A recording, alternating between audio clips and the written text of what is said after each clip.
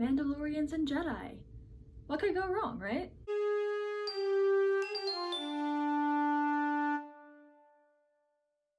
Welcome back to Rebels Revisited. Today we have our first dealings with Mandalorians on Rebels. Exciting stuff. So let's talk about it. This is the Protector of Concord Dawn Revisited. The opening scene sees our rebels discussing an issue. The Empire's endeavors to squash the rebellion means that the rebels are running out of secure hyperspace routes. Sabine knows a section of space that they could use, the Concord Dawn system. There is a problem though. Defending Concord Dawn is a group of Mandalorian warriors called the Protectors. I thought that this introduction of Concord Dawn and the Protectors was pretty cool. I like that we even got word with the Protectors at all. I like that we got to see what became of them after the Empire took over Mandalore. We actually saw the Protectors in the Clone Wars. They were an enduring part of Mandalorian culture, even under Satine's pacifist rule. And now their story gets to continue on Rebels, and we get to see this part of Mandalorian culture continue to endure. This series will also see the end of the Protectors, but we're not there yet. The existence of Rebels is so cool for this very reason. There are a number of things from the Clone Wars that get to continue in ways big and small through this series, and I love the cohesion that it brings to this greater story. I also like how we got to see both Sabine and Rex weigh in on this. I always think it's cool to see characters use information from their backgrounds, and it happens pretty often in Rebels. Their backgrounds are always a part of them. I especially like getting to hear Rex because it gives us some details about clone training. We find out that the Protectors were brought in to train the clones, so that was pretty cool. So I really like the conversation that happens here. It's a conversation about diplomacy versus force. Commander Sato wants to take Concord Dawn by force, while Kanan wants to use diplomacy. Sato argues they're warriors. Will they respond to anything else besides force? While Kanan argues, do we need to make an enemy if we don't need to? And it makes sense. Sato is a military commander, so his instinct is to use force. Meanwhile, Kanan is leaning into his Jedi background more and more every day. And he doesn't want to be at war again, so he's going to try to not fight. Now, Hera's opinion here is interesting. She takes Kanan's side, but really, she's actually taking both sides. She wants to use diplomacy for a military advantage, to gain potential recruits. So she's the balance in the situation. You know what's funny? This line. Looks like diplomacy won the day for once. There was a time when it always won the day. I don't know if Kanan thinks he's speaking from experience here, but if so, dude, you were alive when the Jedi were literally generals. Like, they led the war. So I hope he's not talking about those days. Kanan actually idealizes the Jedi so much in this episode. I might unpack that in a bit. That's interesting. And then we meet Fen Rao. He is one of my favorite occurring characters on the show. I like him and I like his development. He's pretty cool. Also, his ship is awesome. Okay, in every single space battle, they make it a point to show the inside of the cockpit when a Phoenix Squadron pilot gets shot down. Have you noticed that? These deaths were so close to just being faceless casualties, and instead they were like, no, let's make this personal. And making things personal is on brand for Rebels anyway. It's just interesting that they have us consistently watching the last moment of the actual pilots inside the ships. Not even Hera is safe in this battle. Rip Hera. Not actually rip Hera. She'll recover, of course. This is still pretty rough though. And interestingly enough, Sabine takes it harder than anyone. She guilt trips herself big time for this one, poor girl. Her life, is a self-imposed guilt trip though.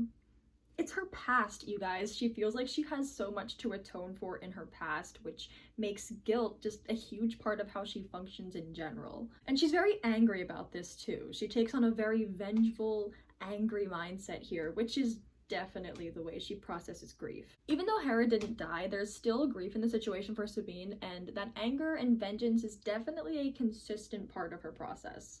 This definitely is not the last time we see it. Yes, I am talking about Doom, sorry. And we've got a Kanan Comics tie-in. Rex, does that name sound familiar to you? It sure does. Fen Rao was a fighter pilot instructor for the Grand Army of the Republic. He also served At the Battle of Megiddo. I know. I was there. I love it when the Kanan comics are relevant to what's happening in Rebels. I think that they're great, and they're definitely a great story for Kanan. Seeing his past makes him really well-rounded and fully fleshed out, and then him referencing that in Rebels, even though it happened in tie-in material, only contributes to that. You guys.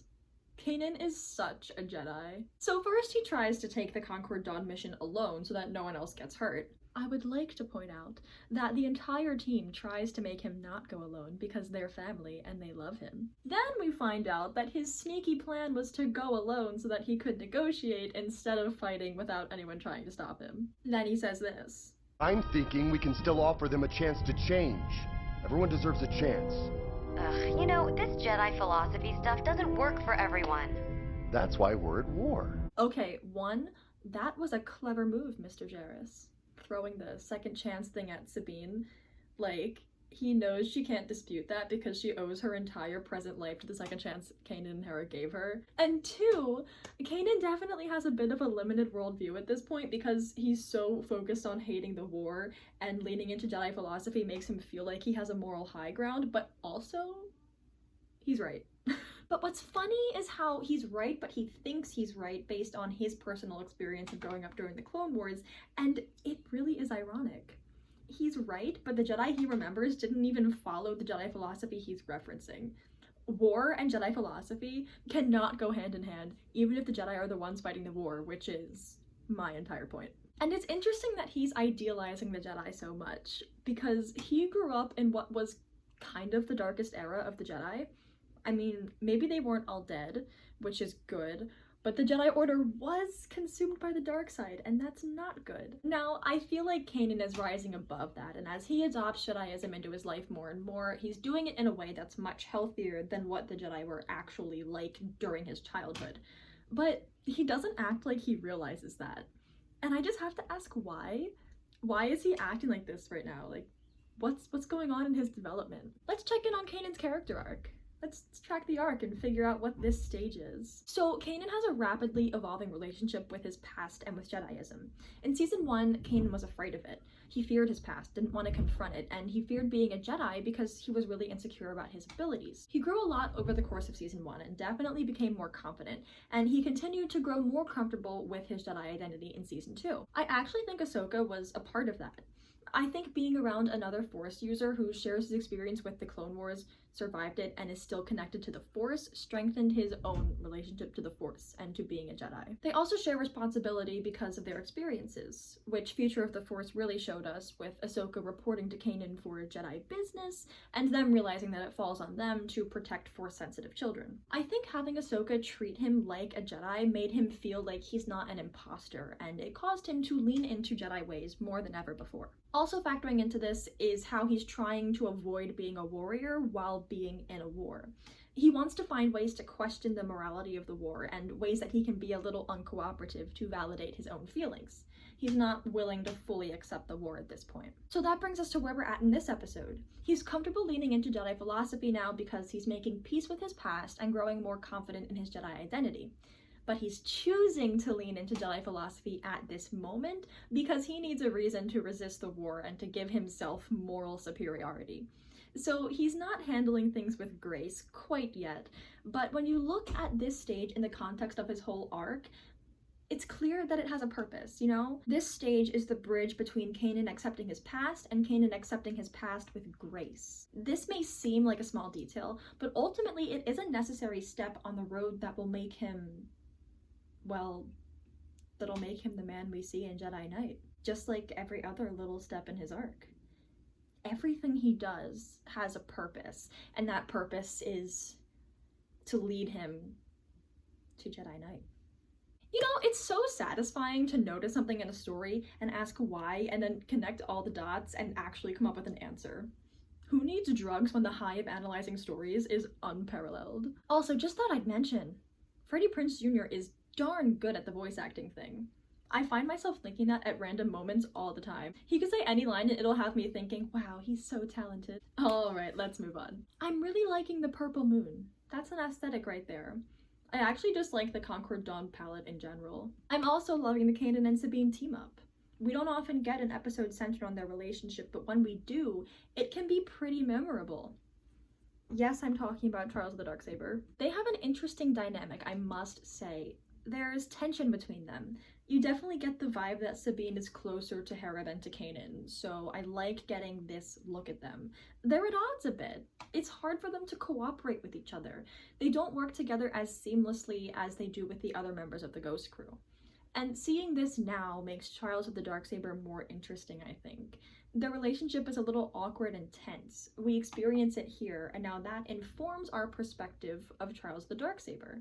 We have prior evidence of Kanan struggling to understand Sabine, and prior evidence of Sabine resisting cooperation with Kanan.